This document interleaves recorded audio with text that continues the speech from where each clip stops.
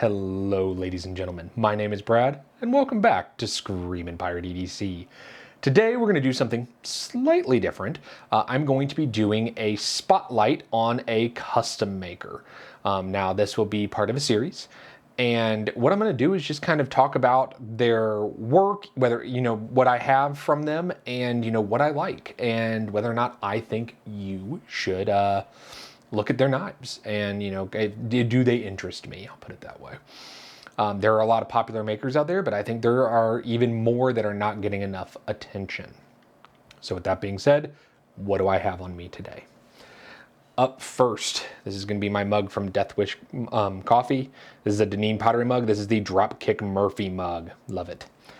Next up, my pouch that I just got in is from Garage Built Gear. This has my patch set on it, has one from the Everyday Minimalist, and a new lanyard that I just put on it with some skulls because I think it's pretty neat. After that, my wallet is going to be from Knoxcraft Leather. Very nice wallet. My pry is going to be the lightweight pry from Lynch Northwest. And then my coin is going to be the Stay the Course coin. Ooh, I'm dropping stuff, guys. Stay the Course coin from Erling EDC. There we go, guys. Dropping stuff all over the place. Finally, my Hank has to be the Screamin' Pirate EDC Hank. You can get this from a Renegade EDC, link in the bio. Helps out the channel. Okay, all that's out of the way. What are we talking about today? We are talking about Sparrow Knife Co. So Greg over there was kind enough to send me out a knife that's going to be first come, first serve at Blade Show in Atlanta in, under 2 months. It's crazy how fast that came up on us, guys. After I won a lottery for one of his other knives. So let's go ahead and take a look at these beautiful knives from Sparrow Knife Co. All right, so to get into Sparrow Knife Co., let's start with a small story for you guys. I'd admired his work on Instagram for a while. It really is, makes some beautiful knives, and I love that, they're kind of bird-themed and bird-themed names. You can kind of see it in their, in their design, which is very neat and very interesting, and, it's keeps it on brand, as it were, which I always appreciate. With that being said, shortly after Blade Show Texas, Greg was having a lottery where you put your name in, and if you get drawn, you can purchase a knife. Let me look real quick, Strix number 8. And I won. And so this one, I'm going to go ahead and let you guys know, cost me $1,400. The reason it was this much is there is a lot of Damascus. So this is a 50/50 forged Damascus, guys. I know he uses a lot of Chad Nichols Damascus. This is beautifully done forged Damascus. This is the stuff right here. It has some gorgeous, I think he calls it nickeled Moku tie. And then he has a blackened tie on the hardware. Gorgeous, absolutely gorgeous knife. But I won that, and then I was talking to him for a bit, and he actually sent along the Tengu for me to take some pictures of and show to you guys and kind of, talk about this knife before Blade Show Atlanta. Now, first off, let's go ahead and talk about, some stats. I'm going to have some pop-ups while I have some B-roll running for you guys for the Strix. Now, the one I won, guys, on the Strix, what I also love outside of, the material is that he has everything running on skiffs, guys. They're super, super smooth. And also, I've noticed that his knives are great in and out of pocket. I really do like that. I think that's something that a lot of makers don't think about. They slap a pocket clip on there, and it sucks getting in and out of your pocket. And it's just like, guys, why didn't you think about this? It is a pocket knife. So it's a little bit odd whenever you can't get it out of your pocket. This is great. It really is a joy in the hand, and it really is nice in and out of pocket. Now, would I carry and use a $1,400 knife with Damascus? We'll have to see at the end for my conclusion on some Sparrow Knife Co's, but I'll have some hesitation there. I'll put it that way, guys. So now that I've talked about the Strix a bit, I really like it. I think that it is a beautiful piece. I really love the design and the ergonomics on it. I'm going to do some comparisons shortly. Let's go ahead and talk about the Tengu. So the Tengu number 9 is what he sent along. This will be the piece for Blade Show Atlanta in the beginning of June. Now, this thing, as much as I love the Strix, the Tengu is just art. Okay, guys, it's art. I have no other way to put this. And the reason I can call it art is actually on the warranty card for that Greg sends out. It has a great saying that I have to read to you guys. He who works with his hands is a laborer. He who works with his hands and his head is a craftsman. He who works with his head, his hands, and his heart is an artist. It's so clear that he's putting his heart into these knives. So let me go ahead and show off this knife. Have some B-roll of it. Gorgeous knife, gorgeous hollow grind. Love the rock texturing on it. And this camo carbon scales. Now, your steel here is 154 cm. And there are blackened tie on here and a Moku tie clip. Now, I want to talk about this knife briefly because he is going to make some changes after we talked about it. He wants to brighten up this Moku tie clip because it kind of blends into the camo carbon scales, really make it pop. And then he is going to strengthen the detent here. And the only reason I mention it is because if you don't, actually open the knife, push the flipper to the spine as you're supposed to, or actually flick it open, you can fail the flip. As it were. And so, I thought that was unfortunate. We talked about it. He definitely wants to strengthen that detent on there. Now, speaking of detents, he also wants to lighten it on the Strix after I talked to him, but I'm getting ahead of myself, guys. So now that we have, some of the specs and, what we're looking at out of the way, let's go ahead and do some size comparisons real quick because I want you guys to understand what we're looking at here, because you can talk specs all day, but you really may not know what you're exactly looking at. So let's start with the Strix. So here with the Strix, we have this is going to be the Arcane Design Crawler. Kind of a similar like Warrenclyffe design next to each other. When you guys see that, a lot of people know the Crawler. Then let's go ahead while we're doing that and have warnies out. This is going to be the Koenig Mini Goblin next to the Tengu. Okay, put that down. And then everybody, I think, has at least seen a Chris Reeve knife. So let's do a small Sebenza 31 next to the Tengu. And then we're going to do a large Sebenza 21 next to the Strix. Very similar, actually, in overall size on these. So really, if you like the size of a Chris Reeve and you're looking to get into customs, I told you now. You can't tell me I didn't tell you now.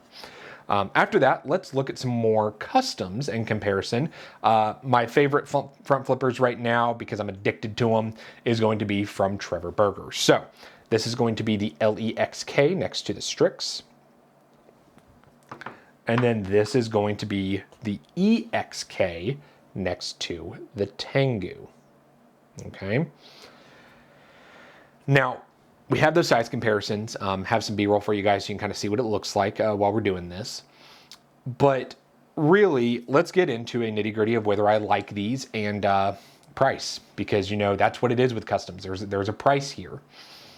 In hand on the Strix, I like it. It's very nice in hand. I can choke up. It feels good. It's nice. Okay. I really like that I have a nice, comfortable grip no matter where I put my hand. One of the big things for me with a knife is when I open it, without looking at the knife in my hand, can I index my hand in the proper location where it's kind of meant to be by the maker? I have no problem with these knives. None, zero zip doing that. It's great. I love it. Now, also with the Tengu, this just melts. I open it, I know where I belong. It's butter in my hand, guys. I have never felt a knife where I don't feel the clip. I don't feel anything. I just feel like it's comfortable. And now there's no jimping on this one because you have that rock texture, but I think that rock texture, does its job well. And that camo carbon, it really does, adhere to your hand, as it were. Now with that out of the way, let's talk price. As you know, the Strix is $1,400. The Tengu at table, first come, first serve, is going to be $1,100. Now, I think this is a steal at $1,100. And a lot of people are going to go, oh my God, $1,100, it's so much money. Yes and no. In the custom world, it's about on point. I actually think it's a good price, a very good price. But what you're getting here is, yes, this is a 154, but he's forging this himself. Okay, guys, like he's doing this himself. This is not like he's having somebody else, water jet his knife and do all, like, he's not doing that. This is him. He is hand grinding this, okay, to be this hollow ground. And it is a crazy thin hollow ground. It's very nice. You get very nice materials. You're getting a lot of attention to detail. But the real icing on a custom knife is you get to work with the maker. Even if it's not one that you helped, quote, build out with them, if you have a problem, they'll answer you. I mean, I've gotten a number of knives in and, they either had, some side-to-side play or they were missing a authenticity card or something. Reached out to the maker, immediate response. There is no exception here with Greg. With Sparrow Knife Car, if you reach out, he's going to answer. He will assist you. He 100% stands behind these knives. And that's what you're getting. You're not getting a corporation. You're not getting a company that will hopefully ship it back to you. No. He's going to talk to you. He's going to figure out what's going on, and he's going to work with you. That's what's beautiful about customs, in my opinion, is, it's that one-on-one, the artist being proud of their work, and they want you to be happy with it, as happy as they are. So with that being said, I think these are worth. Now, as far as kind of nitpicks, gripes, etc., because I'm going to have them because I'm a reviewer, and I do.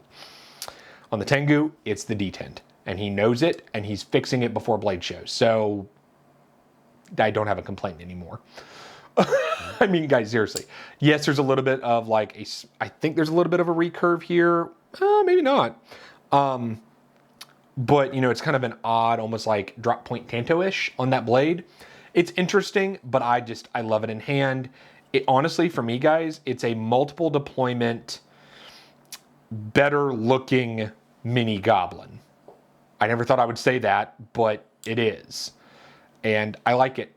I think this is a hell of a knife, and I've held a fair number of customs, and this is one hell of a knife. I have opened and closed it probably, I don't know, at least 20 times, 20 to 50 times, and just flip, open, and close. Dead centered. Hasn't moved. That's great. On the Strix, I wish the jimping was a little bit taller, a little bit sharper, but when I do index to the jimping, it does do its job, but I wish it was a little bit more. And then the other thing would be the detent. I wish it was a little bit lighter, but as soon as I mentioned it, he said he could lighten it. So there you go, guys. It's not that big of a deal. So with all that out of the way, talking about what I like, the price, etc., why I think this custom is worth it, let's go ahead. Right, so talked a lot about Sparrow Knife Co., why I like customs, why I like these customs, comparisons, etc. Is it worth over $1,000 to you? If you have the money, if you are into custom knives, you need to check out Sparrow Knife Co. That's pretty much where I sit. I like custom knives. I'm kind of getting into them, and I am blown away by these. I think they're phenomenal. And I think Greg has been great to work and talk with. Now, if you are not into custom knives, you don't have the money for that, don't buy these. Because honestly, you're going to see them as art, which they are, and you're never ever going to, they're going to be, safe queens is what people call them. And then you're going to end up selling them. If that's not something that's for you, that's fine. Not customs aren't for everybody. The quote high end is not for every person. Some people are more utility with what they buy. That's fine. If you really like the size and you really like the knives, and you want something that's under $1,000, check out Trevor Berger. Check out, Koenig. There's a lot out there. But if you are into custom knives, I really think you need to take a look at Sparrow Knife Co. These are absolutely drop dead gorgeous pieces. I think that, these can stand with just about any custom, in my opinion. And if you don't, that's fine. Go down to the comments, say what your favorite custom is, in custom knives. But this, the Tengu number 9, is going to be available at Blade Show Atlanta, 1100. You really should go pick it up. You really should. I'm going to have his booth number popping up right now. Go grab it. I wish I could. And just take it out from under you guys, but I wouldn't do that. I would run to the table just like you would. With that being said, damn, I'm impressed by Sparrow Knife Co. Greg, thank you for sending these out for me. If you guys like the new series of, doing a spotlight on the maker, let me know. Go ahead and like, comment, and subscribe, and I'll catch you on the flip side.